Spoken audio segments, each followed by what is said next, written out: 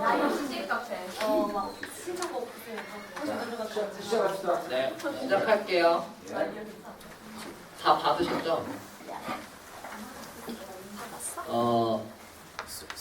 제가 이거를 목사님이 책을 주셔가지고 읽어보라고 그거를 바탕으로 한 거거든요. 근데 이 책이 되게 저는 이 책에서 테크닉들만 이제 뽑아서 나누려고 해요. 왜냐면은 이제 세희 누나랑 유희 누나랑 이렇게 설명을 해주실 거라서 제가 굳이 설명을 안 해줘도 그런 부분은 충족이 될 거라고 생각하고 테크닉만 뽑아서 짧게 한번 가려고 합니다. 위에 써져 있는 것처럼 스폰테니어스 월십 또는 즉흥적인 그런 예배, 찬양 또 이렇게 만드는 것도 좋지만 이런 테크닉이 중요하지만 우리가 가장 중요한 거는 이 예배 테크닉을 통해서 하나님을 높이는 게 가장 중요해요. 이게 우선순위가 되면 안 되고, 그러니까 한마디로 막 즉흥적인 노래를 잘한다고 막 나대다가 막 나대가지고 나 좀 잘하네 이러면 안 되고 그 즉흥적인 게 하나님으로부터 흘러 들어가서 하나님을 높이는 그런 툴로 사용이 돼야 된다는 거죠. 이게 여기 이제 크게 써져 있는 타이틀 있잖아요. 처음에 뮤지컬 루프라고 돼 있고 Singing in the Spirit, The Sella, The Song That Everybody Knows. 그 다음 페이지에 The United Prophetic Declaration, A Chorus with Verse, Instrumental Solo, Vocal Solo.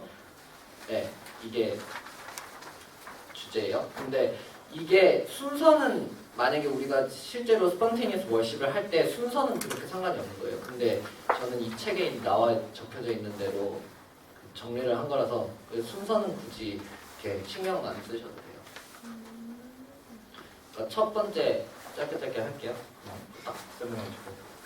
그러니까 The Musical Loop라는 거는 아웃트로나 코러스 끝부분 두 소절이나 코드 2개 정도로 그러니까 뉴송을 만드는 걸 말을 해요. 근데 이 부분에서는 회중들을 이렇게 같이 인볼브 시키는 게 굉장히 중요하기 때문에 너무 가사들을 난잡하게 하거나 아니면 갑자기 막 엄청난 막 성령님의 필을 받아가지고 막 이렇게 하면 안 되고요. 그러니까 짧게 회중들이 쉽게 캐치할 수 있고 같이 따라 부를 수 있는. 그러니까 이 뮤지컬 루프가 중요한 게 찬양팀만 부르는 게 아니고 그 관중하고 하나가 돼서 하나님을 같이 높이는 그런 퍼포스가 있어요. 그래서 저는 약간 그러니까 예를 들어서 익삼플 제가 많이 하지만 찬양하면서 예를 들어서 하면은 아까 같은 경우에는 우리 Amazing Grace 했잖아요. Amazing grace, how sweet the sound that saved a wretch like me. 여기서 이거 코드 프로그레션을 그대로 치되 여기다가 짧게 뉴송을 덧대는 거죠. 그러니까 We lift you up, Lord. We lift you up, Lord. We lift you up, Lord. We lift you up, Lord. 이렇게 짧게 회중들하고 쉽게 소통하면서 이렇게 같이 할 수 있는 그런 거를 말하고요. 네. 그리고 악기팀들도 되게 유의해야 될 점들이 너무 막 이렇게 치면 안 돼요. 그러니까 싱어들하고 관중들이 그 가사에 더 집중해서 하나님을 높일 수 있는 그런 마음을 주기 위해서 되게 피아노 같은 경우에는 되게 단조롭게 친다는 게 되게 심플하게 막 꿍꿍꿍 이렇게 리듬감을 많이 담아서 치는 게 아니고 심플하게 그냥 꿍 이런 식으로 되게 그러니까 리듬을 복잡한 리듬을 하면 안 되고 되게 심플하고 캐치가 쉬운 그런 리듬을 하면 좋아요. 기타는 이제 일렉 기타 같은 경우는 재우 형이 있어야 되는데 일렉 기타 같은 경우는 되게 레피티티브한 짧고 그러니까 짧은 리프 같은 거를 만드는 거예요. 그러니까 예를 들어서 뭐 엄청 간단한 거는 이런 거를 계속 쳐주는 거죠. 피아노가 G를 이렇게 치고 있으면 기타는 이렇게 치는 거죠. 계속. 그러면은 다 이해가 되시나요?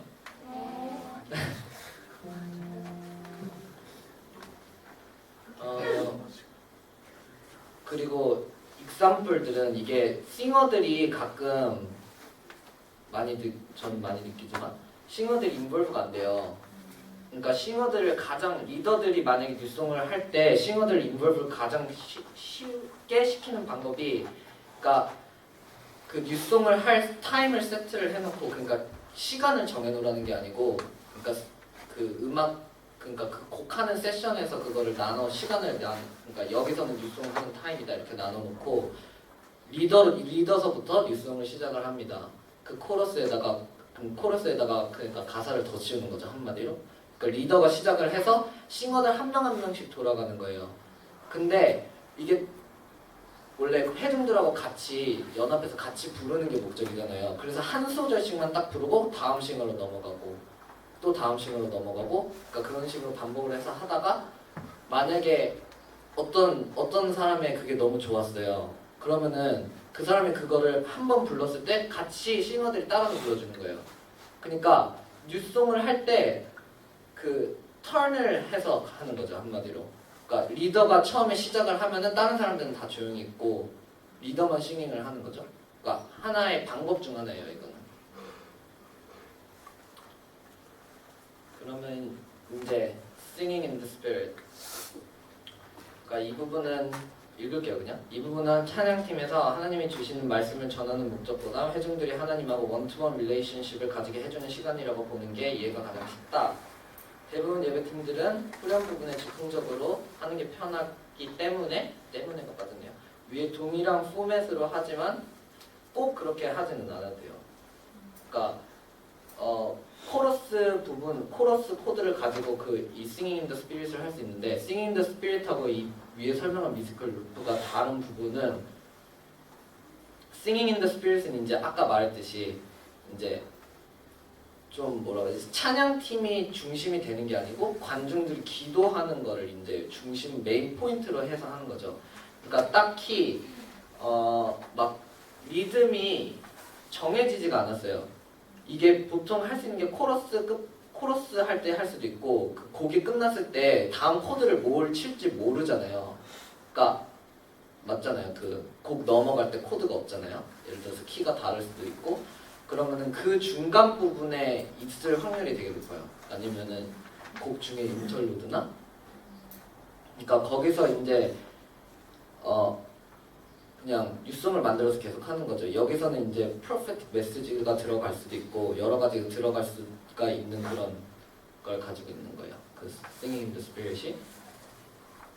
그리고 이 부분에서는 오직 기도하고 그런 그 하나님을 더 이렇게 원투원 릴레이션십을 가지는 그게 중요하기 때문에 그 되게 악기들은 굉장히 미니멀리스틱하게 쳐줘야 돼요. 그러니까 리듬 코드도 되게 짧게 2개로 하면 가장 좋고요. 4개로 하면은 그 리듬감이 생기기 때문에 그러니까 예를 들어서 4개면은 이렇잖아요. 4개면은 아까 했듯이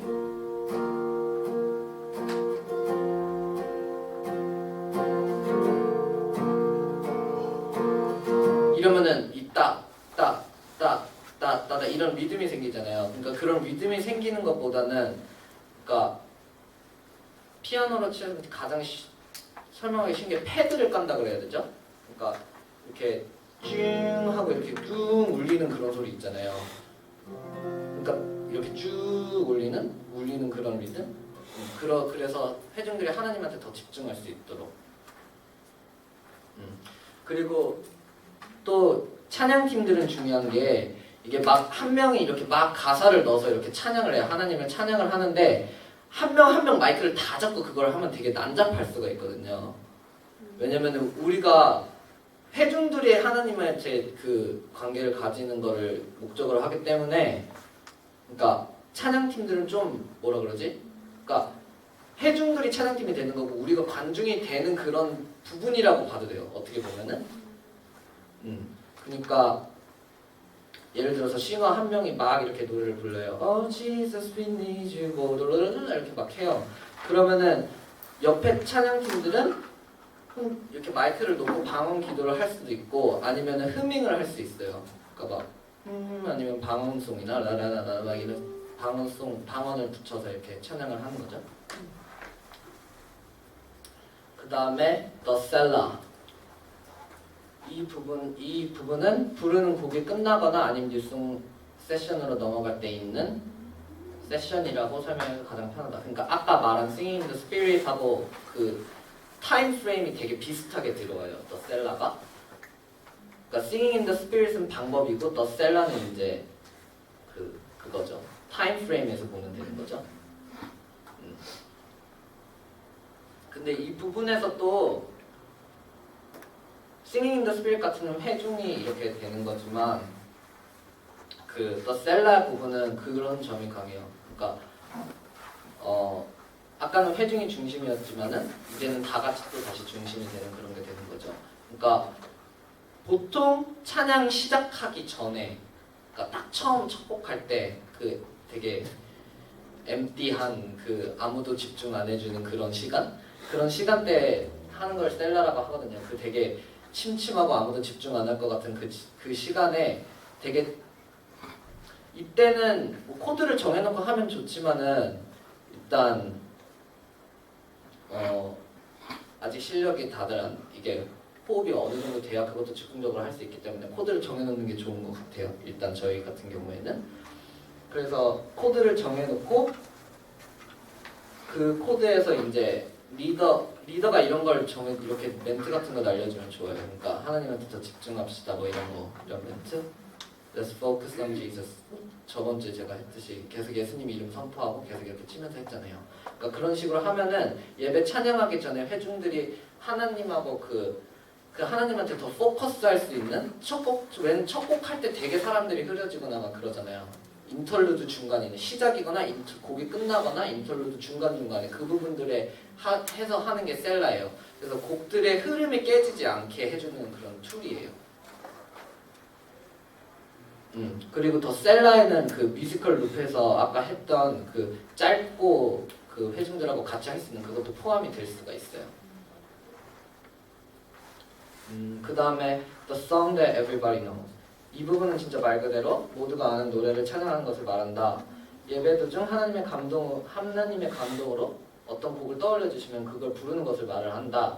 곡 한 곡 전체 verse, chorus, bridge가 꼭 포함되지 않아도 그 중 하나만 해도 되고 뭐 다 해도 되고 그런 건데 하여튼 네, 그런 겁니다. 예를 들어서 Spirit Breaker도 제가 부르고 있고요.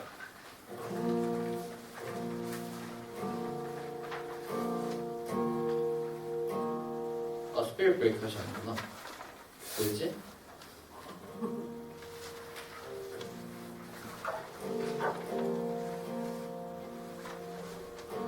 No place I'd rather be than here in your heart, here in your love. 이 코드 프로그레션을 이렇게 한정이 돼 있으면 이거를 키프를 하는 거예요. 여기다가 이제 새로운 노래를 하는 거죠. 그러니까 되게 많이 하는데 I can feel your healing oil. 그러니까 이 노래는 이미 기존에 존재하는 노래예요. 제가 만들어낸 게 아니고, 그러니까 이미 존재하는 노래를 하나님의 감동으로 해서 이렇게 하는 게 The Song That Everybody Knows 말 그대로. 그 다음에 The United Prophetic Declaration. 이거는 위에 설명한 그 뮤지컬 룹하고 똑같은데 이 부분은 우리가 그 처음에 뮤지컬 루프에서는 방법이 여러 가지가 있지만 이 United Prophetic Declaration은 그 뮤지컬 루프의 방법 중 하나라는 거죠. 그러니까 선포를 하는 거예요. 한마디로 declaring God.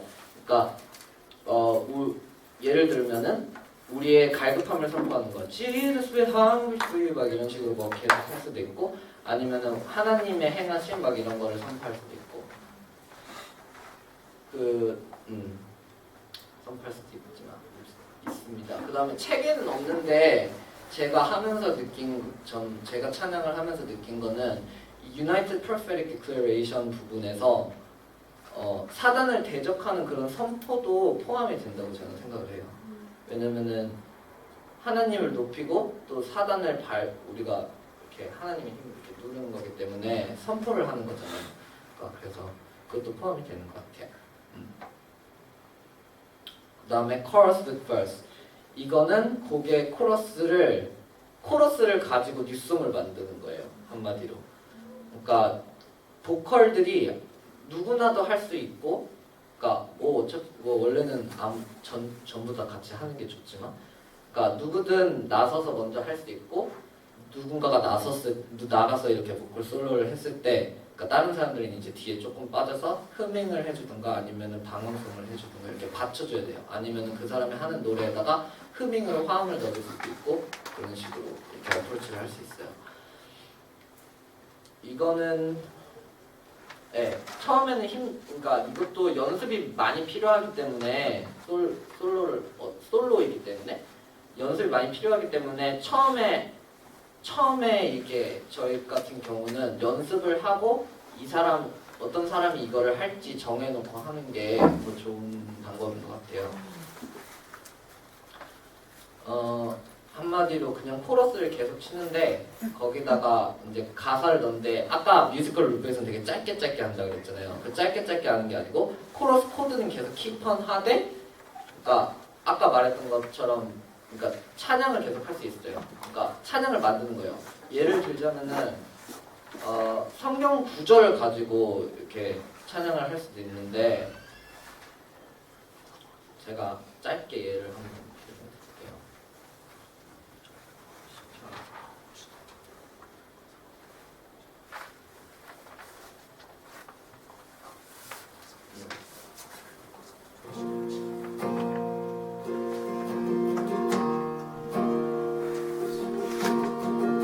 이게 코러스 코드예요, 지금.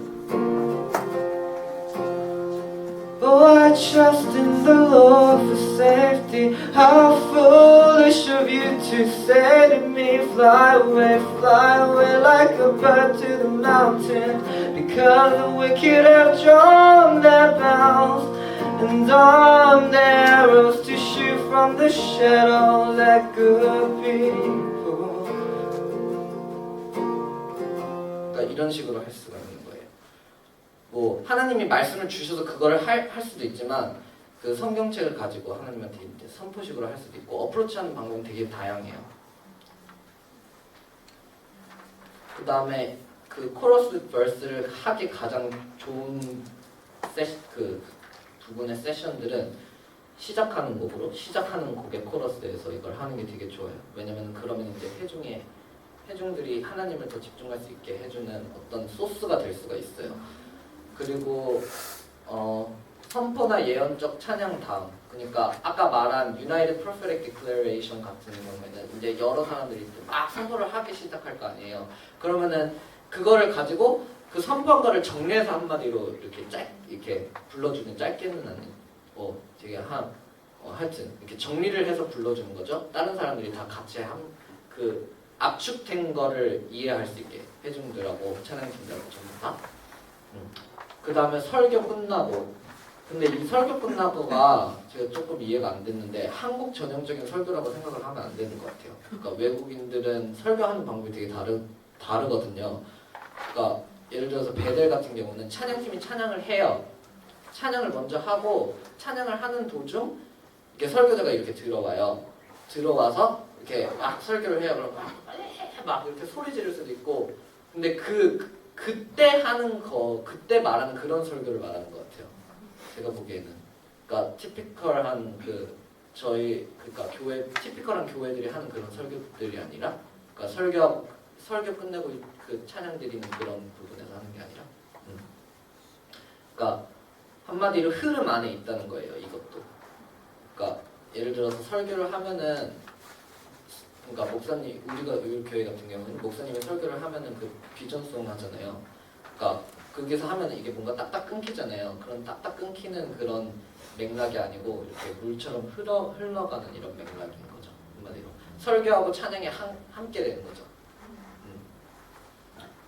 그리고 이거는 개인적인 것 같은데 기도 모임 때, 그러니까 뭐 연습 시간이나 아니면은 우리가 하는 합펜볼 이런 거 그때 하는 거라고 하네요, 책에서는.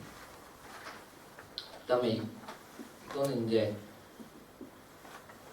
악기들, 말 그대로 인스트루멘트 솔로, 말 그대로 진짜 악기가 독창하는 거죠. 이거는 찬양 시작할 때 인트로나 그런 부분을, 그러니까 솔로라고 하는데 솔로가 아닐 수도 있고 되게 짧게 할 수도 있고 인터루드 중간에 솔로를 할 수도 있어요. 그 악기 독창이 이게 중요한 게, 처음에 예를 들어서 곡을 시작하는 부분에 솔로를 하는 이유는 처음에 아무 음이 없잖아요. 아무것도 시작을 안 하잖아요. 그러면은 그 음을 사람들한테 흘려줌으로써, 그러니까 하나님의 사운드가 그 사람들한테 터치가 될 수 있도록, 그러니까 한마디로 예배에 집중할 수 있게 해주는 그런 소스들을 흘러보내는 거죠. 회중들하고 찬양팀들한테. 그리고 이 부분은 왜 저희가 생각하는, 되게 찬양팀하고 같이 할 때는 어떤 코드를 쳐도, 그러니까 다들 같은 리듬을 타야 되는 거잖아요. 그래서 되게 티피컬하게 친다고 말을 하는데, 그걸 제 표현이에요. 이거는 티피컬하게 친다고 하는데, 이 솔로 부분에서는 이제 말 그대로 독창이에요. 그러니까 티피컬하게 치지 않은데요. 그러니까 뭐 코드를 변형시켜도 되는 거고. 근데 중요한 거는 너무 오버해서 치면 안 돼요. 너무 오버해서 치면은 그러면 이제 뭐야 이렇게 될 수가 있기 때문에 자신이 높아지게 될 수도 있는 거죠. 너무 오버를 하면 하나님이 높이는 목적이 되는 것보다. 그 다음에 여기서는 여러 가지 스타일이 동반될 수도 있어요. 그러니까 예를 들자면 뭐 재즈, 뭐 이런 재즈, 뭐 이런 것들 있잖아요. 근데 제가 느끼기에는 메탈하고 헤비락은 아닌 것 같아요. 왜냐면은 얘네는 그거는 좀 음악 성향 자체가 하나님이 대적하는 그런 성향을 가지고 있기 때문에 그리고 그리고 중요한 게 솔로를 할 때 사람들이 이렇게 흘러보내야 되잖아요. 근데 락이나 막 메탈 같은 경우는 막 빠라라라 이렇게 치기 때문에 이렇게 흘러보낸다기보다는 이런 느낌 있잖아요. 그러니까 뭔가 날라오는 그러니까 막 바람 불어서 종이 날라오는 거, 그런 거 맞는 기분? 그런 기분이 있기 때문에.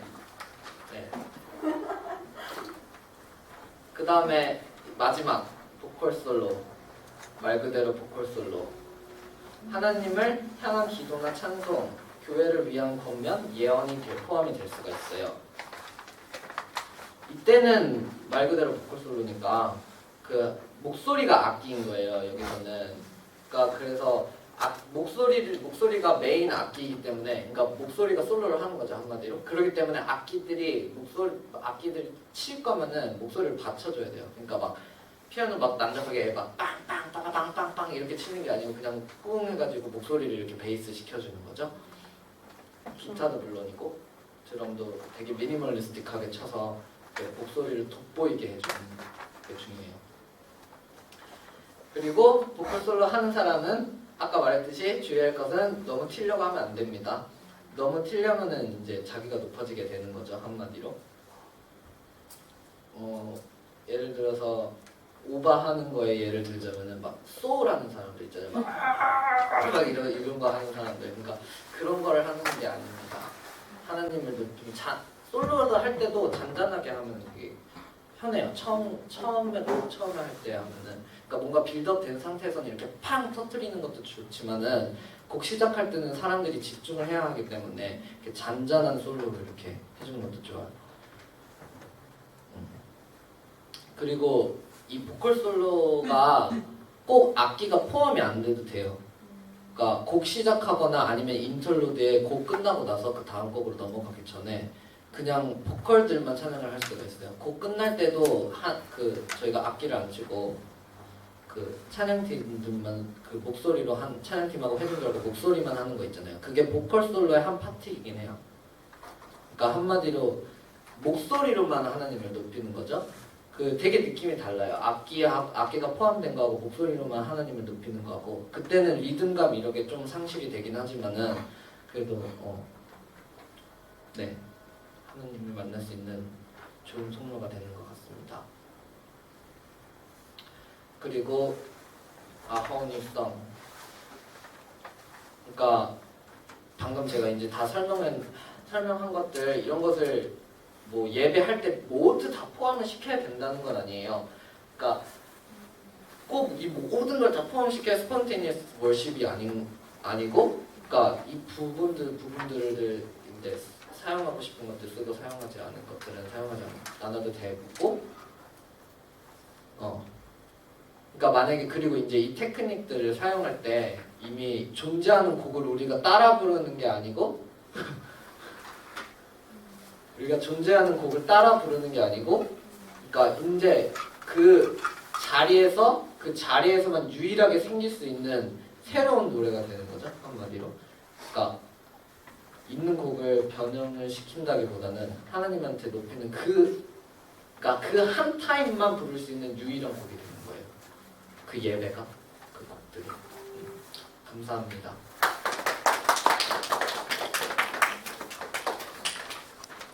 질문이 관계에서 나눔이 따로 없고 어제 나눔이 있었잖아요. 그게 아니라 같이 하는 도중에 계속 나눔했으면 좋겠거든요. 그래서 두 그룹으로만 혹시 나눌 수 있으면 좋을 것 같아요.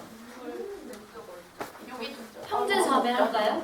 딱 거의 비슷한 비율인 것 자, 같아요. 오늘 형제들 형제가 저쪽으로 되게 왔어요. 많다. 자, 저쪽으로 와요. 자매가 많이 없구나. 자, 형제들 쪽으로, 자매들 쪽으로. 이게 다 온 것 같은데? 이미 또 피자 먹을 때 온다. 진짜 피자 먹을 때 온다. 저 아까 방금 말 안 한 거 있는데 저기 안 써놨는데 그 PPT 하는 사람들 있잖아요. PPT 하는 사람들은 그 아까 뮤지컬 녹화할 때 그 짧은 그런 걸 하는 거를 캐치를 빨리 쳐서 빨리 해서 쳐줘야 돼요. 그래야 맞아. 팬들이 근데 더 빨리 영어로 하면 되게 힘들어. 감사합니다. 또박또박 뉴스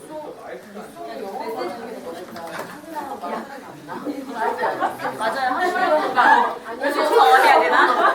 근데 나는 자신 있을 때만 적치고 내가 가사를 잘 모르겠으면 안 치고 혹시 틀릴까 봐. 만나주세요. 우리 뭐지? 기도하고 시작할게요. 주 없이 감사합니다. 또 저희가 다윗의 장막에 대해서 다윗의 예배에 대해서 함께 디스커션하고 주님께서 주시는 지혜로 이해하고자 합니다. 주님 아버지, 제가 부족하지만 성령님 저와 함께 해주시고 주님께서 하시고 싶으신 말씀 이 자리에서 풀어내주세요. 주님 이름 기도합니다. 저는 오늘 이거 짐 호지스 목사님 이 땅에서 풀어져야 할 천상의 소리라는 책 1과부터 4과를 토대로 한 내용이에요. 그래서 같이 디스커스 하면서 했으면 좋겠어요. 그래서 부제는 다윗과 같이 예배하라거든요. 그래서 우리가 항상 얘기하잖아요. 다윗의 장막을 회복해라, 다윗의 장막을 회복해라 하는데 다윗의 장막을 회복하라는 게 무슨 뜻인지 함께 얘기해봤으면 좋겠어요.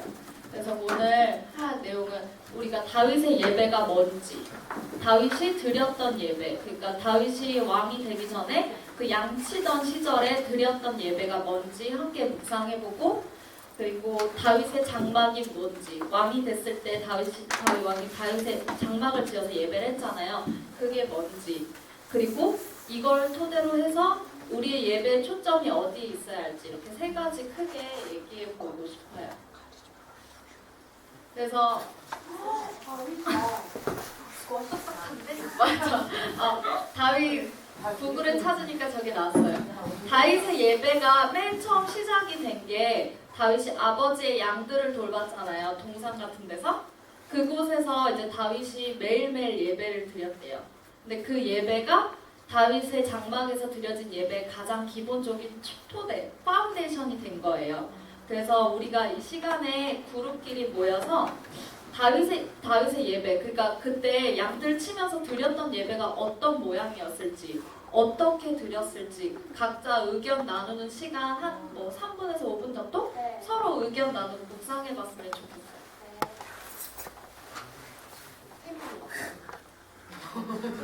사장을 도와주세요.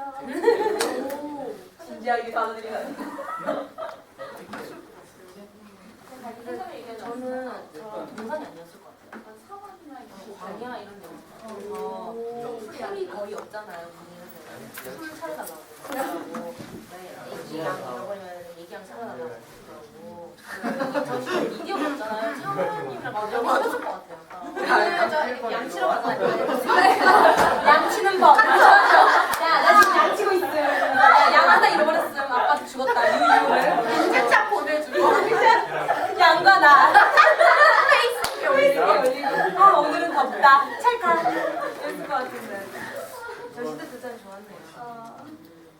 진짜 친밀감이 엄청나게 그거 됐을 것 같아요. 그러니까 바로 한 방에 하나님이 그냥 바로 쓰시잖아요.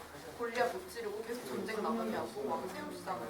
그러면서 아 얘는 진짜 오랫동안 준비가 잘 돼 방언이라는 게 있어서 구약에 하나님이 나오거든요. 쓰시고 싶을 때 팍팍팍 막 쓴 거구나. 왜냐면 그때는 그 하나님의 영이 그러니까 계속 함께하는 게 그런 개념이 아니에요. 그러면서 또 예배하고 얼굴 예배했는데 아슬라프 이스라엘 예배에서 하나님이랑 같이 지나가잖아요. 그 거제에서 하나님 수업 싸우는데 다 이렇게 막 예배 진상 둘이 싸워요.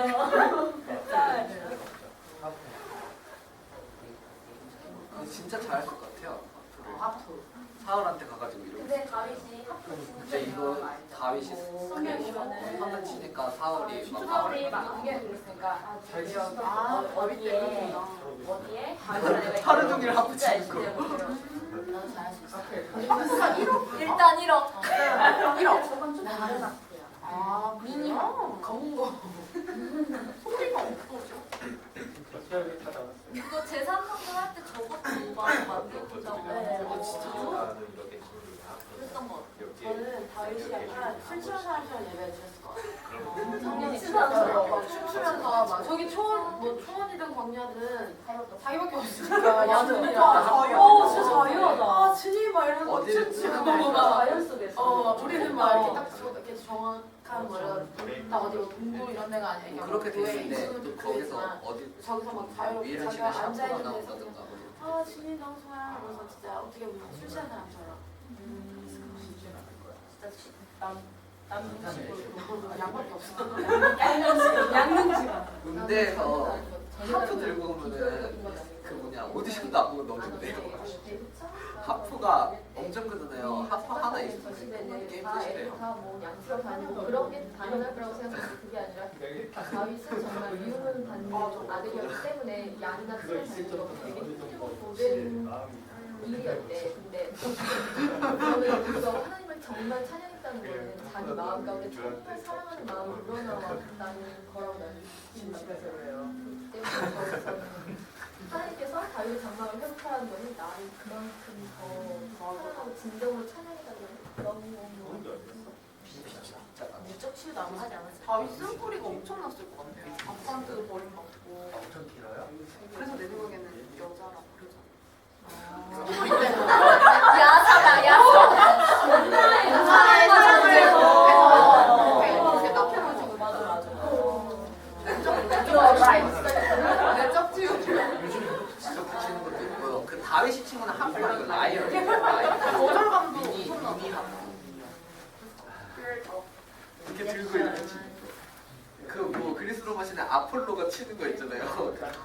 역시 끝나면 그랬지. 아, 이상하 기다리고 있어요.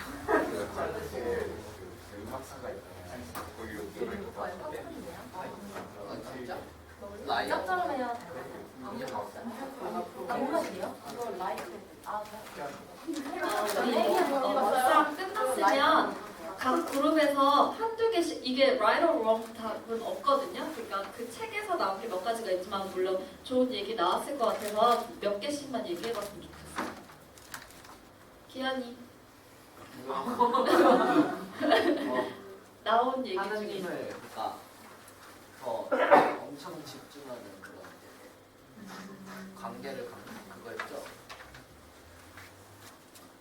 준호는 그거 이름만 부르는 거 같지? 양대가 함께하는 남들과 함께 하는 법? 소희 언니. 내 눈을 피하고 있었어.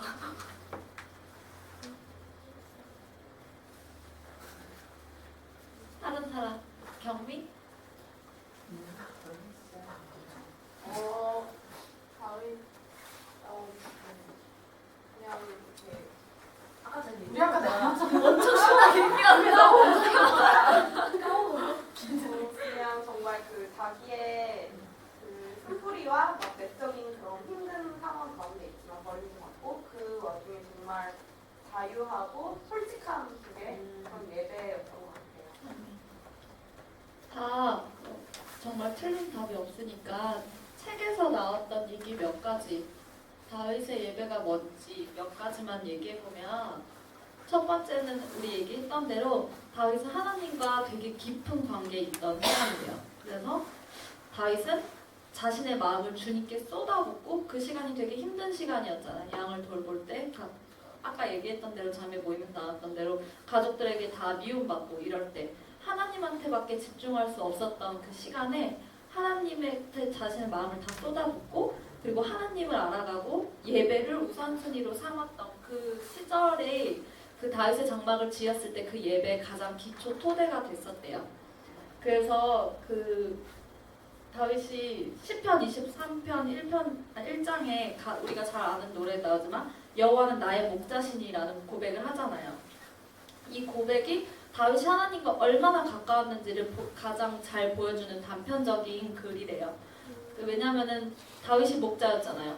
그러니까 목자가 얼마나 중요한 역할, 이 양들을 다 책임져야 하는 얼마나 중요한 사람인지를 알았던 거예요. 그리고 의지할 수 있는 단 한 사람, 그 동산에서 양들이 의지할 수 있는 사람은 다윗 목자 한 사람이었잖아요. 그래서 다윗에게는 하나님이 자신의 목자와 같은 사람이었던 거예요.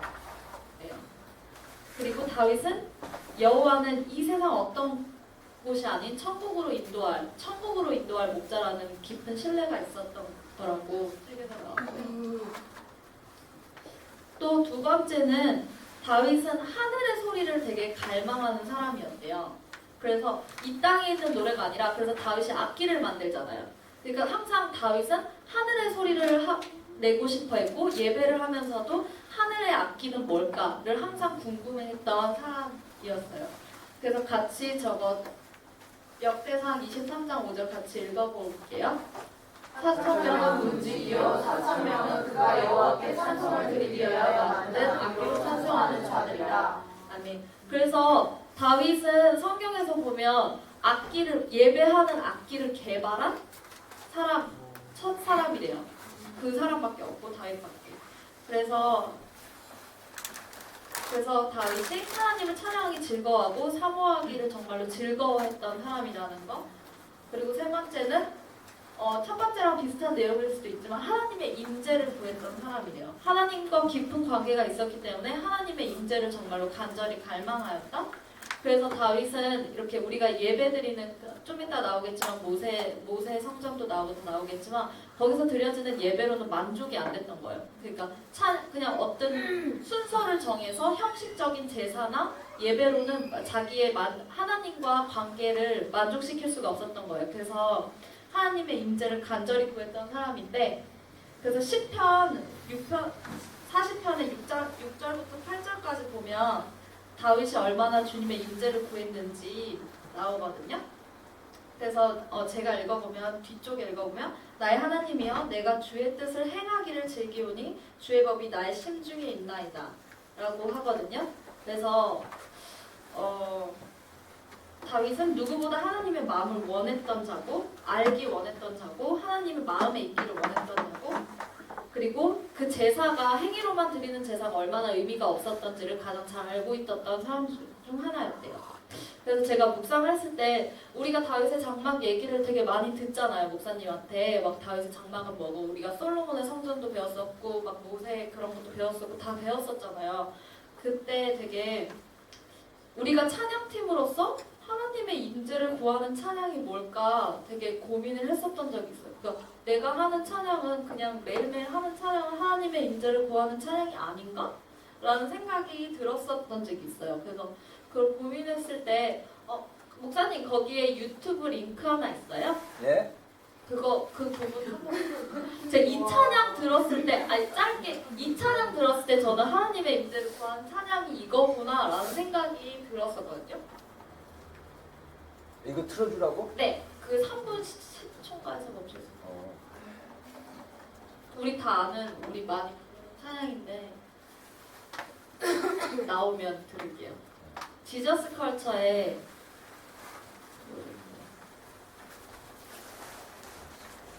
안 나오면 괜찮아요. 그거 있잖아요. 아니, 이거 본인 찬양. 이거?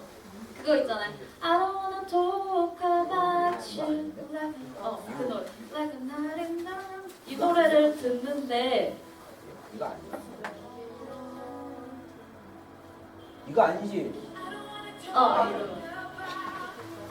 제가 이거 되게 고민하고 있었을 때거든요. 하나님의 임재를 구하는 찬양이 뭐지? 막 맨날 임재를 구하는 찬양을 해야 된다고 했는데 뭐가 임재를 구하는 찬양이지? 그랬는데 이 노래 가사를 한번 되게 한편 볼 시간이었나? 열심히 생각하면서 들은 적이 있는데 다윗의 마음이랑 같았던 거죠. 되게 하나님을 사랑했잖아요. 하나님과 깊은 관계에 있었고 하나님과 항상 함께하고 싶었는데 내가 사랑하는 사람이 있으면 주님 되게 멋져요. 뭐 되게 멋진 사람이에요. 되게 멋져. 이러고 끝나지 않을 거 아니에요. 같이 있고 싶고 내가 찬양을 할 때 앞에서 하고 싶고 가사를 보면 계속 그렇게 나오잖아요. 눈 앞에서 보고 싶고 정말 임재를 구했던 찬양이라는 생각이 들었어요. 빠지지 않습니까? 그리고 꺼달라고? 네. 그래서 이런 예배를 기초로 해서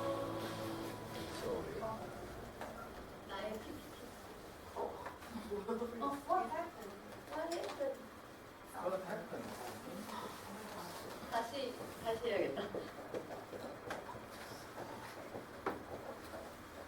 그래서 다윗은 이런 예배를 토대로 개인적인 예배만 드린 게 아니라 공동체적 예배를 굉장히 중요시하게 생각했대요. 그래서 사무엘하 6장 14절부터 15절까지 함께 읽어볼게요. 다윗이 여호와 앞에서 힘을 다하여 춤을 추는데 그때 다윗이 배에 옷을 입었더라. 다윗과 온 이스라엘 족속이 즐거이 환호하며 나팔을 불고 여호와의 궤를 메어 오리라. 이게 어느 부분이냐면 다윗이 언약궤를 시온산으로 운반하는 행렬을 이끌 때 그때 주님 앞에서 부끄러워하지 않고 춤을 추던 모습이래요. 그 뒤에는 뭐 그 와이프가 막 부끄러워해서 그 부인이 막 벌받고 막 이런 장면이지만 저도 그게 이해가 안 됐었는데 15절을 봤더니 다윗과 온 이스라엘 족속이 즐거워 환호하면서 같이 예배를 드렸다는 게 키포인트거든요. 여기서는. 그래서 우리가 개인적인 예배가 세워지고 나면 우리가 일단은 공동체적 예배도 중요하지만 개인적인 예배가 세워져야지만이 공동체가 같이 예배를 드릴 수 있다고 책에서 나오거든요. 그래서 개인적인 예배, 그러니까 내가 주님과 깊은 관계가 있고 주님의 임재를 사모하고 같이 대화할 수 있는 관계가 되고 예배할 수 있는 관계가 됐을 때 그 다음에는 밖으로 나와서 공동체와 함께 할 수 있는 예배가 이루어졌는데요. 그래서 어제 세런이가 한 강의 중에서도 공동체적 예배를 강조했었잖아요. 그래서 우리가 개인적인 예배만 강조하고 개인적으로 혼자 깊은 관계만 하나님과 깊은 관계가 있고 공동체에 나오는 건 안 좋아하고 공동체끼리 예배드리는 건 안 좋아하면 그거는 하나님께서 원하시는 예배가 아니래요. 그래서 다윗이 개인적인 예배도 중요하지만 공동체적 예배를 굉장히 중요시 여겼던 이유 중에 하나가 다윗은 집단적인 예배, 같이 드리는 예배에서 풀어지는 하나님의 권위를 알고 있었대요. 그리고 거기서 풀어지는 하나님의 능력. 우리가 개인적으로 예배를 드릴 때도 하나님의 능력이 물론 내 삶 가운데서 풀어지겠지만 공동체적으로 예배드리고 공동체적으로 같이 기도했을 때 거기서 풀어지는 하나님의 권위가 되게 크다고 책에서 또 나왔어요. 그래서 이것들을 바탕으로 다윗의 장막이 지어지게 되거든요. 그래서 다윗의 장막은 이거는 다윗의 장막이 아니에요. 이거는 모세의 장막이거든요. 그래서 모세의 장막은 하늘의 모형을 따라서 성소랑 지성소를 나누어서 구별해서 지었대요. 그래서 즉흥적인 것은 많이 없고 제사를 중심으로 매일 제사를 드리고, 하지만 즉흥적인 것은 없었지만 질서가 있었대요. 왜냐하면 정해진 예배의 순서가 있으니까. 그리고 하나님의 제사가 끊임없이 드려진 곳. 그래서 모세 장막은 어떻게 보면 기존 교회의 제한적이고 형식적이고 항상 우리가 순서를 지켜서 예배하는 예배로 볼 수도 있다고 하고요. 또 하나님과의 친밀함보다는 이제 형식이나 의식에 맞춰져서 드리기 때문에 즉흥적인 게 굉장히 많이 떨어질 수 있죠. 우리가 거기 모세 장막에서 새 노래를 하거나 이러기는 굉장히 힘들었다고 하고요. 그래서 예를 들면 우리가 보통 찬양팀에서 생각하는 처음에 빠른 곡을 하고 나중에 끝날 때는 느린 곡으로 끝내야지, 이런 게 다 어떻게 보면은 조금 형식에 매여 있는 거라고 하더라고요. 저도 찬양팀 리더지만 저도 맨 처음에 시작했을 때, 지금도 그 부분이 없잖아 있지만 항상 신나는 곡 몇 개 부르고 또 느린 곡 몇 개 부르고 맨 마지막에는 처음에는 찬양하는 곡 부르고 나중엔 경배하는 곡 부르고 이렇게 해야지 라는 게 머릿속에 되게 박혀 있어서 찬양을 선곡할 때도 굉장히 그런 쪽으로 많이 했었거든요. 근데 그런 거는 우리가 하나님께 예배드리고 하나님께 깊은 관계 속에 들어가는데 되게 제한적일 수 있다는 거. 그리고 두 번째, 솔로몬의 성전은 안 나오나요?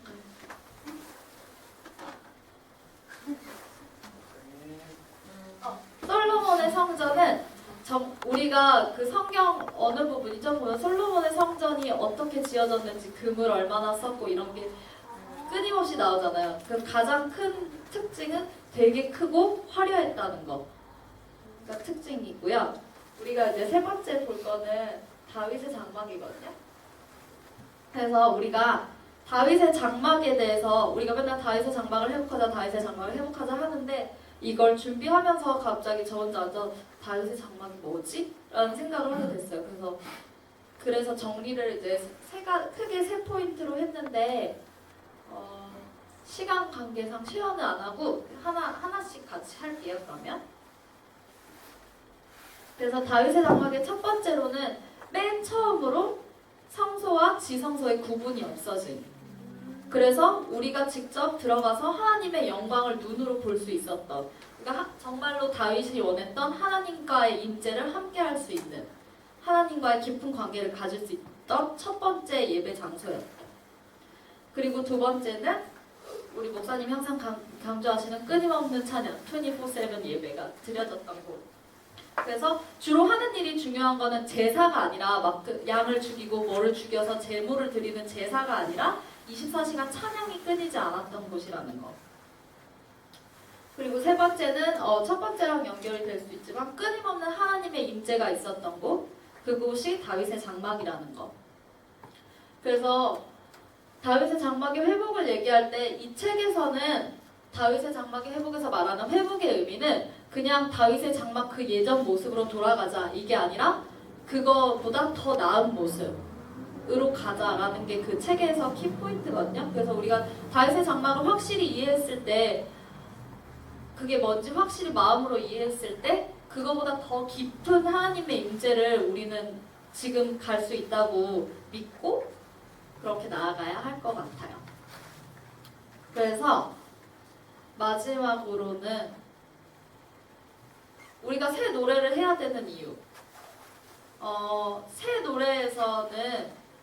노래는 구약에서 시편 그리고 사도행전을 비롯해서 7번 정도 나온대요. 그래서 신약에서는 새 계명, 새 가죽 부대, 새 이름, 새 예루살렘, 새 하늘 이런 식으로 계속 새로운 것을 계속 강조를 성경에서 하고 있는데, 우리가 교회를 개혁시키고 세상을 변화시키기 위해서는 새 노래를 꼭 풀어낼 수 있어야 한다고 책에서 또 그랬고요. 우리가 다윗의 장막을 회복하지 않으면, 새 노래를 풀어내질 않으면 하나님의 강력한 움직임을 체험할 수가 없대요. 그래서 우리가 예배를 하면서 새 노래를 하면서 예언적인 말씀들을 풀어내고, 우리가 그런 성령님의 이끄심, 강력한 이끄심으로 예배를 풀어냈을 때 오는 그런 하나님의 능력, 그런 거를 믿고 나아가야 합니다. 그래서 우리가 마지막으로 그럼 뭘 예배를 해야 되고 무엇을 노래를 해야 되는지 이 책에서 요한계시록의 예배를 굉장히 계속 강조를 하거든요. 좀 이따 세이가 더 강조하겠지만 그래서 계시록 4장 8절과 11절에 보면 마지막 요한계시록의 예배가 어떤 것인지 나와요. 그래서 같이 한번 읽어볼까요?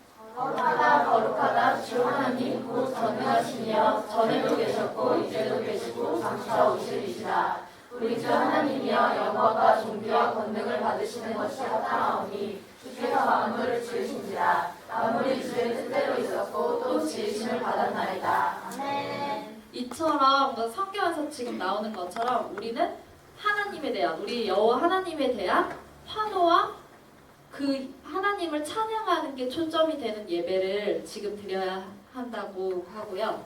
그래서 그 찬양의 예배 하는데 가장 큰 세 부분을 얘기를 해보면 여기는 제가 안 썼네요.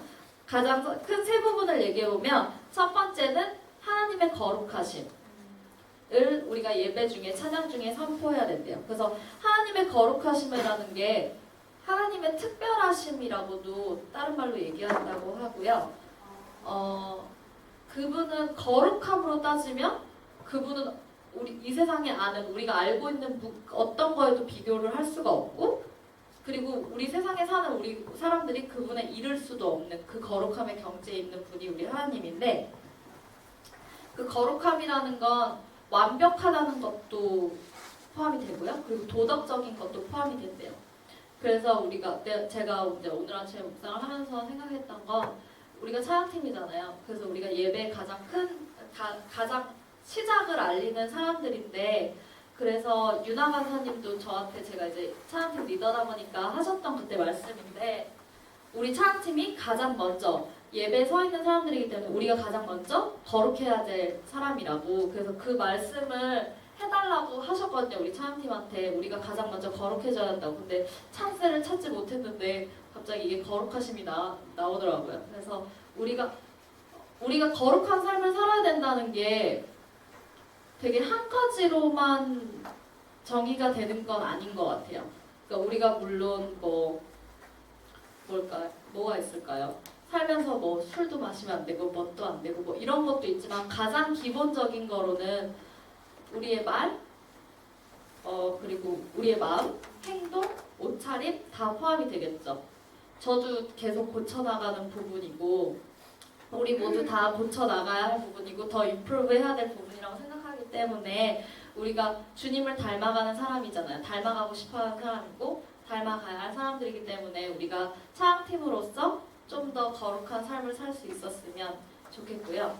그리고 그게 선포해야 할 첫 번째고 두 번째는 하나님의 영원하심. 우리가 이 세상에서 영원한 건 하나님 한 분이잖아요. 그래서 그게 굉장히 어떤 사람은 받아들일 수가 없대요. 그러니까 우리는 하나님의 은혜로 하나님을 우리 구주로 영접했지만 다른 사람들은 그걸 받아들일 수 없는 수수께끼로 남아있는 사람들이 되게 많대요. 그래서 우리가 그거를 이해할 수 있다는 거, 우리가 그걸 받아들였던 자체만으로도 굉장히 감사해야 된다는 거. 그리고 세 번째는 그분의 존귀하심을 우리가 찬양하면서 항상 선포해야 되는 부분 중 하나래요. 그래서 하나님의 가치, 중요성, 그러니까 하나님이 우리의 창조주라는 것, 그거를 같이 예배하면서 뭐 새 노래를 할 때나 뭐 예배를 할 때 항상 선포할 수 있었으면. 그래서 이 책에서 사장에서 가장 중요하다고 말하는 건 가장 중요한 건 예배의 중심은 하나님이시라는 거. 우리는 예배의 중심을 나한테 둘 때가 많이 있대요. 그래서 우리가 찬양할 때 물론 제가 가장 좋아하는 찬양 중에 주님 마음 내게 주소서 그 찬양이 있거든요. 그 찬양하면 저를 되게 많이 치유하시는 느낌이 들어요. 그래서 그런 노래도 물론 좋지만 우리가 예배를 하면서 새 노래를 풀어나가고 주님과 더욱더 이제 어떻게 보면은 영적 분사로서 나아갈 때 내가 중심이 아닌 하나님이 중심이 된 찬양, 하나님의 거룩하심, 영원하심, 존귀하심을 찬양하는 찬양을 많이 해야 된다는 거. 그래서 내가 중심이 된 예배는 참되지 않다는 걸 항상 생각할 수 있으면 좋겠어요. 목사님 나눔 문제 있는데 그냥 피자 먹면서. 그럴까요? 좋아요. 피자 먹으면서 나도 우리 될까? 돼지랑. 자, 아 이거 해보세요.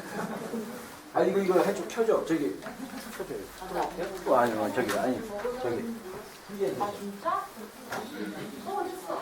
됐어요. 네, 불을 끌까? 예. 네, 저희 기도하고 시작하겠습니다. 기도할게요. 하나님 아버지 감사합니다. 주님 저희를 너무 사랑하셔서 또 이렇게 불러주시면 감사드립니다.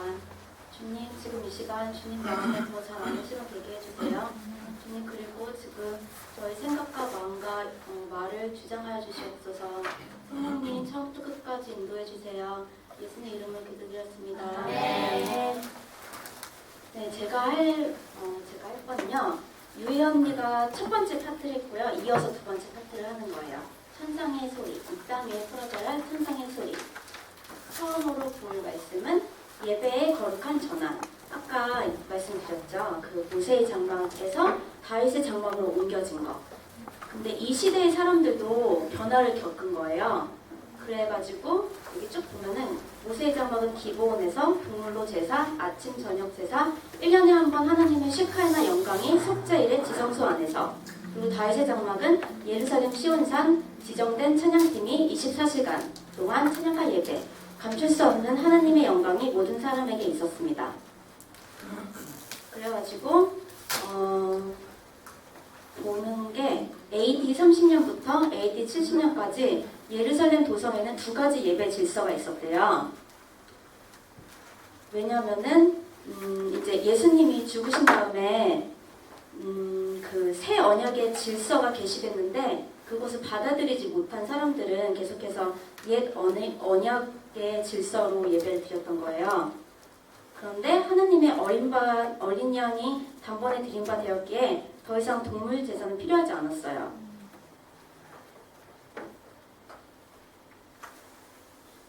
그리고 하늘의 성도 천사 24장로 생물들의 예배를 닮은 이 땅교회의 예배가 드려질 부활의 새 시대가 오고 있어요. 그래가지고 이게 무슨 말이냐면요. 그 모세의 장막에서 다윗의 장막으로 넘어갔잖아요. 근데 우리도 그 변화를 받아들일 준비가 돼 있나, 이 말씀을 하고 계신 거예요. 이 책의 저자는. 그리고 천상의 영원한 영역에서 이루어지고 있는 예배는 이 땅의 일시적인 영역에서 진행되고 있는 예배와 겹친다.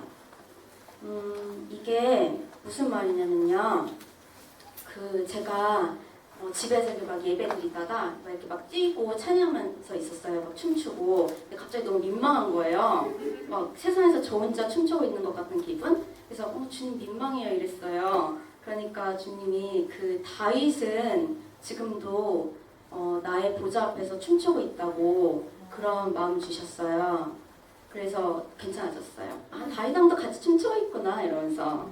그 다음에 우리가 비전 찬양을 끝나고 부르잖아요. 근데 제가 몇 번 이렇게 경험한 건데, 우리가 우리 보좌 앞에 모였네 이렇게 이 찬양을 시작을 하는데 진짜 우리가 다 같이 보좌 앞에 있는 거예요. 하나님 보좌 앞에. 근데 막 천사들도 같이 우리랑 찬양을 하고 있었어요. 근데 그 느낌이 진짜 되게 신기했어요. 막 정말 이렇게 되게 그 웅장한 그 보좌 앞에서. 그래서 우리가 드려지고 있는 찬양이랑 천국에서 드려지고 있는 찬양이 겹치는 그런 말이에요. 그리고 우리가 다윗의 장막을 공부하는 만큼 다윗이란 인물도 본받을 필요가 있는 것 같아요. 아까 유희 언니가 말했는데 짧게 이렇게 또 얘기하자면은 다윗은 하나님께 묻는 삶을 살았어요. 이게 작은 것 하나까지도. 그리고 하나님을 원망한 적이 없어요. 자기 아기가 죽었을 때도, 사울을 피해 도망다닐 때도. 왜냐면은 하나님은 우리가 원망할 만한 대상이 아니고 우리가 오해를 할 만한 분이 아니시기 때문이에요. 우리가 아무리 그 힘든 그런 상황에 있어도 하나님의 그 계획을 그냥 한 걸음 한 걸음 믿고 한 걸음 한 걸음 따라가면은 우리도 하나님이 그 다윗 왕처럼 그렇게 예뻐해 주시겠죠? 지금도 예뻐해 주시지만. 그리고 다윗 왕은 죄 지적당했을 때 바로 회개했어요. 이렇게 익스큐즈를 만들지 않고 그리고 항상 순종할 마음이 있었어요. 다음 보면은 다음 넘겨주세요. 소리는 신호이다. 이걸 한번 읽어볼게요. 다윗이 여호와께 여쭈어 이르되 내가 블레셋 사람에게로 올라가리이까 여호와께서 그들을 내 손에 넘기시겠나이까 하니 여호와께서 다윗에게 말씀하시되 올라가라 내가 반드시 블레셋 사람을 내 손에 넘기리라 하신지라. 다윗이 여호와께 여쭈니 이르시되 올라가지 말고 그들 뒤로 돌아서 뽕나무 숲을 맞은편에서 그들을 기습하되 뽕나무 꼭대기에서 걸음 걷는 소리가 들리거든 곧 공격하라. 그때 여호와가 너보다 앞서 나아가서 블레셋 군대를 치리라 하신지라. 다윗 왕은요, 그 묻는 삶을 살았잖아요. 그래서 많이 물어요 주님께. 그러고 나서 주님이 뭐라고 말씀하시냐면은 뽕나무 꼭대기에서 소리가 나거든 움직이라고.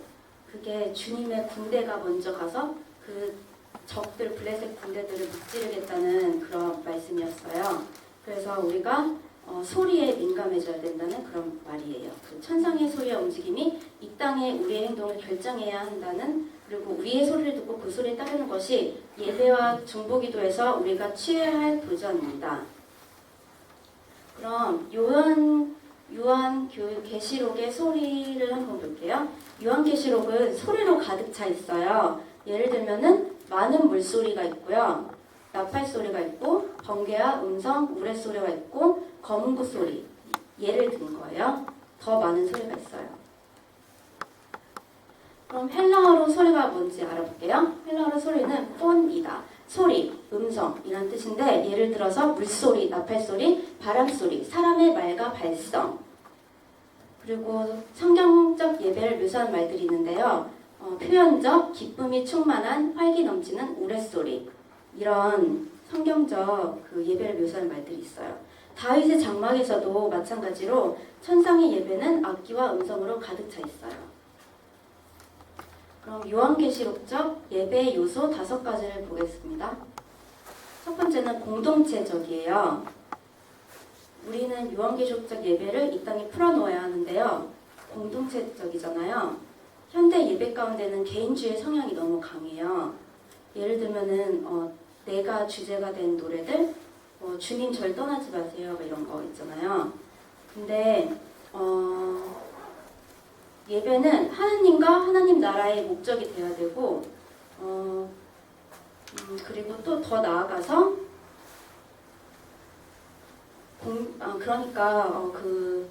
우리가 삶에서 개인 예배를 드릴 수 있어요. 이렇게 운전하다가 길 가다가 아니면 골방 안에서. 근데 그거는 하나님과 저와 그 개인적인 시간을 갖는 거, 그리고 이렇게 경건의 시간을 갖는 거. 근데 우리가 공동체가 함께 모였을 때는 공동체가 되어야 하는 시간이래요. 그래서 교회의 머리 되시며 이 땅의 주인이신 분께 초점을 맞추어야 하는 시간. 더 나아가서 주님의 목적, 계획, 우리를 통해 일하실 정력을 강조하는 그런 시간이 되어야 된대요. 그리고 예배는 우리가 공동체적 예배를 드리잖아요. 그때 예배는 나에 대한 사역이 아니라 그분께 드리는 것이다. 그렇게 돼야 된대요. 그리고 두 번째, 조화를 이룬다. 계시록 5장에 보면은 하나님의 백성들이 드린 기도가 있고요. 이게 막 금대접에 담아져서, 그리고 내 생물과 24장로들의 새 노래로 찬양하는 게 있어요. 그리고 수많은 천사들의 외침, 하나님 거룩하시다고 막 계속 외치고 있고요. 그리고 하늘과 바다의 모든 창조물들의 외침이 있어요. 그래서 얼마나 진짜 웅장할지 상상이 되시죠? 그리고 교회는 예배와 중보기도의 사역에서 심포니를 이루라는 부르심을 받았어요. 교회의 조화, 연합이 이 땅에 하늘의 소리를 더 많이 풀어놓는 열쇠래요. 세 번째로는 반응을 한다. 근데 요한계시록 4장 8절을 보면은, 제가 읽을게요. 4장 8절을 보면은 네 생물은 각각 6날개가 있었는데 날개 안팎으로 눈이 가득하였습니다. 그것들은 밤낮으로 쉬지 않고 이렇게 외치고 있었습니다. 거룩하시다 거룩하시다 거룩하시다 전능하신 주 하나님 전에도 계셨고 지금도 계시며 장차 오실 분이다. 그렇게 내 생물이 쉬지 않고 하나님의 성품에 대해 그렇게 외치고 있어요. 그리고 요한계시록 4장 10절에 또 보면은 이 생물들과 함께 24명의 장로들은 보좌에 앉으신 분께 엎드려 경배하였습니다. 보좌 앞에 자기들이 쓰고 있는 금관을 내려놓으며 이렇게 말하였습니다. 그러니까 금관을 내려놓으면서 주님께 찬양을 드렸어요. 근데 그거는 24장로들의 그 신체적인 반응이잖아요. 왜냐면은 그분의 계시를 받고 반응하지 않을 수 없다는 거예요. 우리도 예를 들면은 그 프레이어 룸 있잖아요. 미스티가 이렇게 찬양하고 있는 그 룸. 그걸 이렇게 보면은 미스티가 막 이렇게 찬양하고 있어요. 그래서 근데 어떤 사람들은 이렇게 단체로 이렇게 모여서 이렇게 워십 댄스를 하고 있어요. 처음에는 꼭 저렇게 해야 되나 이랬는데 이런 것 같아요. 그러니까 반응을 하지 않을 수 없는 거. 하나님의 계시를 받고. 그리고 네 번째는 예언적이다. 다윗의 장막과 요한계시록은 모두 주님의 노래와 주님이 우리에게 선포하시는 노래 그리고 새 노래를 부르고 있어요. 요한계시록에서 7 나팔을 부는 7 천사들은 하늘과 땅의 예언적 사건들을 예고하고 있습니다. 프로그램된 예배는 예언적 예배가 아닙니다. 물론 공동체적 예배를 위해서 계획과 준비가 철저히 필요하지만 성령님을 계획해서는 안 된대요. 그리고 5번째는 거룩한 질서가 있다. 다윗의 장막 예배와 요한계시록에 나오는 회복된 다윗의 장막 예배가 흐름에 자유롭고 숨김이 없으며 예언적임을 확인했습니다. 그러나 질서가 없는 것이 아닙니다. 성경적 예배는 혼란스럽지 않습니다. 보좌와 보좌 주변에는 완벽한 질서가 존재해요. 그리고 사도 바울은 예배에 대한 가르침을 전하면서 이렇게 충고했어요. 고린도전서 14장 39절에서 40절 말씀 읽어드릴게요. 그런즉 내 형제들아 예언하기를 사모하며 방언 말하기를 금하지 말라. 모든 것을 품위 있게 하고 질서 있게 하라. 질서가 있죠. 아무리 그 예언적 그런 예배가 있어도. 그리고 우리는 예배할 때 하나님의 궁전에 들어간대요. 그게 그 지성소도 포함되는 것 같아요. 그러니까 정말 마음을 다해서 드리면 지성소에 들어간다 그러잖아요. 그러면 진짜 하나님 임재를 엄청 크게 느끼면서 그 엄청난 평화와 행복과 그 느낌 아시죠? 기쁨과 네, 진짜 좋잖아요. 되게 중독성 있잖아요. 네, 그래서 마약하는 사람들이 마약을 끊지 못하는 그런 것처럼. 그리고 그 다음에는 원수를 심판하는 중보기도와 예배.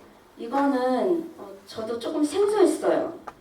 요한계시록 6장 10절 보면은 큰 소리로 불러 이르되 거룩하고 참되신 대주제여 땅에 거하는 자들을 심판하여 우리 피를 갚아주지 아니하시기를 어느 때까지 하시려 하나이까 하니 이거는 이 땅에서 살다가 순교해가지고 죽은 우리 선조들이 한 기도예요. 하늘에서 하고 있는 기도.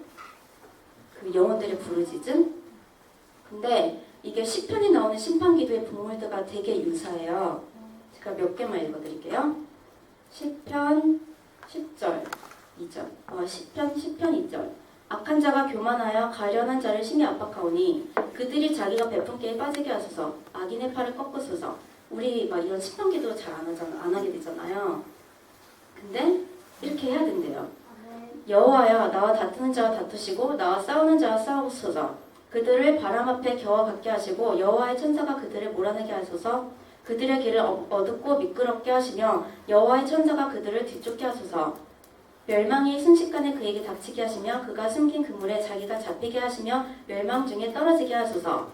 그리고 시편 55편 말씀 보면은 사망이 갑자기 그들에게 임하여 산채로 수월에 내려갈지어다. 이런 말씀이 있어요. 그리고 그 다음 보면요.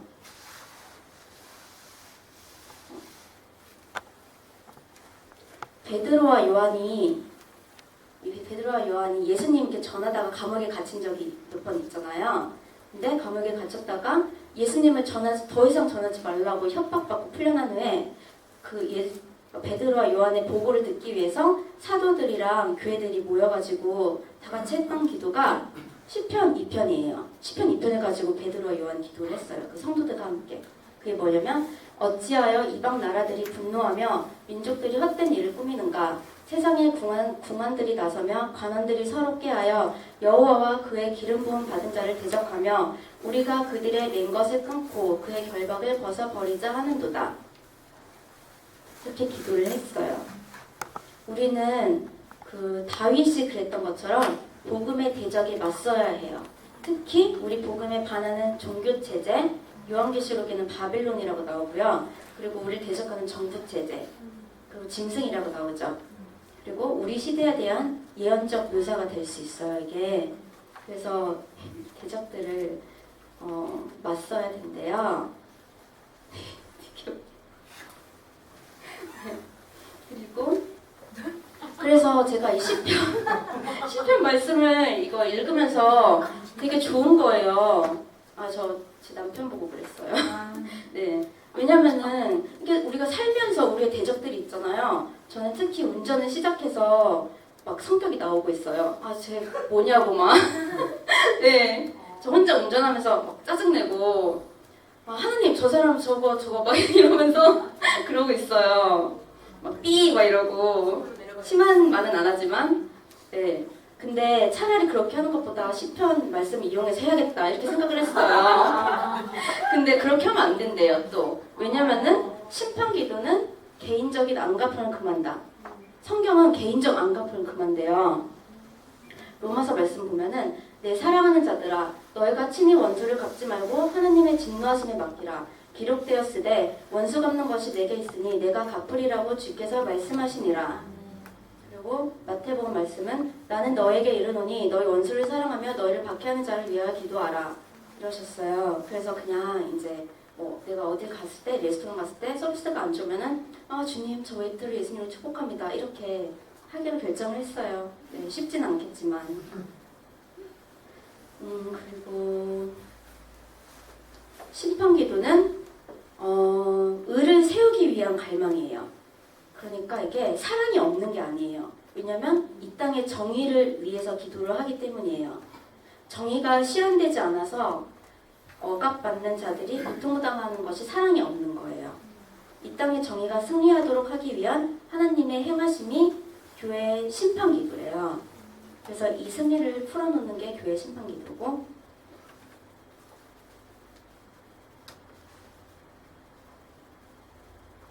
그래서 시편 말씀에 보면은 심판 기도는 회개하지 않는 고집센 대적들을 향한 하나님의 태도를 예언적으로 나타내는 거래요. 예를 들면은 그들을 바람 앞에 겨워 갖게 하시고 여호와의 천사가 그들을 몰아내게 하소서. 하나님이여 그들의 입에서 이를 꺾으소서. 여호와여 젊은 사자의 어금니를 꺾어내시며 그리고 시편 2편 말씀 보면은 그의 아들에게 입맞추라. 그렇지 아니하면 진노하심으로 너희가 길에서 망하리니 그의 진노가 급하시니라. 여호와께 피하는 모든 사람은 다 복이 있도다. 되게 생소한 말씀 많죠. 그리고 디모데전서 2장 1절에서 2절 보면요. 그러므로 내가 첫째로 권하노니 모든 사람을 위하여 간구와 기도와 보고와 감사를 하되 임금들과 높은 지위에 있는 모든 사람을 위하여 하라. 이는 우리가 모든 경건과 단정함으로 고요하고 평안한 생활을 하려 함이라. 그래서 우리가 다 제사장들이잖아요. 중보기도자로 부름받았고 왜냐하면 모든 예배자들은 모든 중보기도자들이라고 그러셨잖아요. 그렇기 때문에 우리가 이렇게 이거 보면은 우리가 기도를 이렇게 해야 된다는 거예요. 그 정부를 위해서 그게 우리의 임무라는 거. 그리고 또 예수님이 어떻게 했는지 한번 보겠습니다. 이 말씀 뭐냐면요. 예수님이 유대교 종교 지도자들에 대한 긴 심판의 목록을 선언하신 거예요. 거룩한 계시에 근거한 화해 선포. 되게 길죠? 그래도 제가 읽을게요. 너희가 너희 조상의 분량을 채우라. 뱀들아 독사의 새끼들아 너희가 어떻게 지옥의 판결을 피하겠느냐. 그러므로 내가 너희에게 선지자들과 지혜 있는 자들과 서기관들을 보내매 너희가 그 중에서 덜어는 죽이거나 십자가에 못 박고 그 중에서 덜어는 너희 회당에서 채찍질하고 이 동네에서 저 동네로 따라다니며 박해하리라. 그러므로 의인 아벨의 피로부터 성전과 제단 사이에서 너희가 죽인 바라게의 아들 사가랴의 피까지 땅 위에서 흘린 의로운 피가 다 너에게 돌아가리라. 그러셨어요. 그리고 나서 38절로 막을 내리세요. 보라 너희 집이 황폐하여 버려진 바 되리라. 근데 이 말씀이 뭐냐면은 시편 69편 25절에 보면 다윗이 기도한 심판 기도래요. 저희 거처로 황폐하게 하시며 그 장막에 거하는 자가 없게 하소서. 그리고 나서 AD 70년에 로마 군대에 의해서 예루살렘이 멸망을 당해서 이 예언이 성취가 되었고요. 근데 우리가 예수님을 이렇게 따라 살잖아요. 예수님 본받고. 그러면 예수님이 심판기도를 하셨고 화를 선포하셨다면 교회도 그러해야 된대요. 그런데 우리는 예수님 안에 나타난 하나님의 마음으로 해야 된대요. 그러니까 막 하는 게 아니고 그냥 막 화난 채로. 네. 왜냐면은 예수님도 이 기도를 하시고 예루살렘에 다가올 멸망으로 인해 우셨어요. 누가복음 19장 41절 보시면 가까이 오사 성을 보시고 우시며 그러셨어요. 그래가지고 우리가 어떤 마음으로 기도를 해야 되냐면 여호와여 그들의 얼굴에 수치가 가득하게 하사 그들이 주의 이름을 찾게 하소서. 그들로 수치를 당하여 영원히 놀라게 하시며 낭패와 멸망을 당하게 하사 여호와라 이름하신 주만 온 세계의 지존자로 알게 하소서. 그래서 우리가 그 사람들이 그러니까 그 대적 기도를 할 때 하나님 마음으로 하는데 하나님께 돌아오도록 그런 마음으로 기도를 하는 거예요. 그리고 또 이 도시를 향한 하나님의 마음을 부어주세요. 이렇게 기도하면서 하나님 마음 받고 그렇게 또 기도하고. 왜냐하면 하나님의 마음은 속죄와 구원이지 정죄가 아니래요. 하나님은 그 악인들이 심판받고 지옥에 가는 거 원하시지 않으신대요. 그럼 우리가 어떻게 기도를 해야 되는지 볼게요. 공동체적 기름 부음으로 기도를 해야 돼요. 그 사도행전 아까 베드로와 요한이 기도했던 것을 보시면 사도적 감독이 있었어요. 베드로와 요한은 초대교회에 리더십을 부여하는 탁월한 사도들이었대요. 그리고 예언적 통찰력을 가지고 기도를 했어요. 어떻게 기도할지 계시를 받아서 시편 2편을 받아가지고 기도를 했어요. 그리고 단체적 참여가 있었어요. 그들이 듣고 한 마음으로 하나님께 소리를 높여 이르되 한 마음으로 한 장소에서 소리를 높이면서 외치면서 그렇게 기도하는 게 정말 파워풀하고 하늘의 문을 여는 그런 방법이잖아요. 그래서 이렇게 했을 때 그들이 모였던 곳이 하나님의 권능으로 흔들렸다고 성경에 기록하고 있어요. 그리고 또 요한계시록에 보면은 금대접이 나오잖아요. 왜냐면은 우리의 기도가 하나도 땅에 떨어지는 기도가 없대요. 이상한 기도 빼고 하나님 제 죽여주세요 이런 거 빼고 정말 되게 놀랍잖아요. 기도 막 떨어지는 기도가 하나도 없다는 게. 근데 우리가 기도를 되게 많이 쌓으면은 금대접이 이렇게 가득 차잖아요. 근데 가득 차면은 그때 천사를 통해서 우레소리, 번개, 지진으로 기도의 반응을 풀어놓으신대요. 하나님의 복수의 숯이 이 땅에 던져지는 거래요. 그래서 제가 원래 그 자연재해를 되게 무서워해요. 근데 어제 집에 이렇게 운전하면서 혼자 집에 가는데 일 끝나고 갑자기 비가 엄청나게 많이 오는 거예요. 근데 이거를 읽고 나서 그 현상을 보니까 기분이 너무 좋은 거예요. 그러면서 같이 막 기도하면서 갔어요. 주님이 이렇게 숯불을 던지셨구나 이러면서 되게 즐겁게 갔어요. 기쁜 마음으로. 그래서 결론이 뭐냐면요. 심판 기도에 대한 부르심은 새로운 차원에서 주 하나님과 복음에 반한 대적들에 맞서라는 부르심이다. 세상 일들을 볼 때 특히 반테러 전쟁을 시작한다면 이러한 기도는 그리스도인 몸인 우리에게 있어 임박한 의무이다. 세상을 휩쓸고 있는 기도의 움직임은 이러한 중보기도와 예배의 차원을 껴안을 수밖에 없다고 생각한다. 이는 현재 하나님을 향한 전 세계적 중보기도 운동의 최고의 하이라이트가 될 것이다. 그래서 저도 굉장히 생소한데 이렇게 하면 되게 좋을 것 같아요. 그 반테러, 특히 이런 종교 이슬람 이런 사람들을 향해서. 그리고 제가 그 마지막으로 뭘 나누고 싶냐면요. 이재 강사님의 아가서 영적 강해를 이렇게 듣다가 하프앤볼이 얼마나 중요한지 깨닫게 됐어요. 그 전에는 꼭 24시간 해야 되나, 그냥 집에서 이렇게 푹 쉬고 또 다시 하면 될 텐데 이렇게 생각을 했거든요. 그러면은 더 활기차게 할 수 있고 에너지 있고 뭐로 에너지를 낭비하나 이렇게 생각을 했는데, 왜 하프앤볼이 중요하냐면은 우리가 지금 시대가 되게 악하잖아요. 그래가지고 각 도시마다 기도의 파수꾼들이 서야 한대요. 그러니까 24시간 기도하는, 그게 뭐냐면은 하나님의 영광, 심장을 이 땅에 풀어놓는 하나님의 등대들이에요.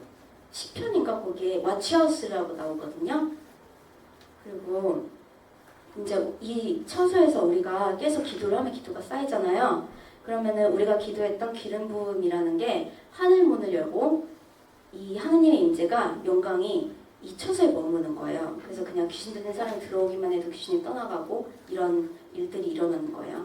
그리고 계속해서 우리가 대언의 영으로 말씀을 읽고 기도해야 되고, 또 우리가 선지자적 부르심을 받았는데 모든 선지자는 전부 중보 기도자래요. 그래서 우리가 중보 기도를 해야 되고, 또 우리가 이제 마지막 시대잖아요. 그리고 환란이 오잖아요, 분명히. 그래서 마지막 환란을 준비하는 엄청난 영성이 필요하대요. 그렇기 때문에 또 하프앤볼이 중요하고, 또 예배자 중보자가 되어야지 기름 부음이 임한다. 이거는 그분은 무슨 예를 드셨냐면 마켓플레이스의 기름 부음을 드셨어요. 근데 그뿐만이 아니라 지혜의 기름 부음도 임한대요. 예배자 중보자가 되면. 그리고 또 하나님께서 이 마지막 시대에는 초자연적인 계시로 일하는 사람들이 수백만일 거래요. 뭐 다니엘과 같은, 모세와 같은, 다윗과 같은. 근데 그 사람들의 특징이 뭐냐면 그 사람들의 그 머리 위에 침봉이 열려 있대요, 하늘이. 그래서 어디를 가든지 하늘이 열려요. 그 사람들을 이렇게 따라다녀서 그 하늘 열린 게. 그리고 또 예언 중보기도의 부르심은 선지자의 기름 부으심이고, 또 말씀을 먹기 시작할 때 계시록 10장 9절에 있는 침공이 열린대요. 그리고 침공의 계시가 열리면 우리가 더 이상 죄와 싸울 필요가 없어요. 왜냐하면 죄들이 그냥 싫어지기 때문에. 그냥 제가 너무 싫어지는 거예요. 그냥 내가 거룩해지고 싶은 거예요. 그래서 우리가 이렇게 스트러글 할 필요가 없어요. 그냥 행위적인 것을 넘어 삶 전체를 회개하게 된대요, 그러면. 그리고 쓴뿌리들을 걷어내기 시작하시는데 우리의 수치심, 억울함 이런 걸 전부 다 드러내신대요. 근데 이것들을 피하고 싶은 마음도 걷어내신대요. 그리고 또 우리가 이제 주님의 주님 원하시는 아름다운 신부들이 되면은 막 예언기도 이렇게 너무 좋아하지 않는 거예요. 막 쫓아다니지 않고. 왜냐면은 다른 사람을 통해 듣지 않고 직접 하나님 듣고 싶은 거예요. 그렇게 된대요. 그래서 결국 누군가한테 의해 이끌려가는 것이 아니라 진짜 내가 직접 하나님이랑 이렇게 대화해서, 그래서 중재자가 필요 없게 된대요. 그리고 또 거룩해지고 투명해지고 하늘문이 열리고 죄가 싫어지고 목에 금사슬이 이렇게 걸려서 천국의 부가 이 땅에 또 풀린대요.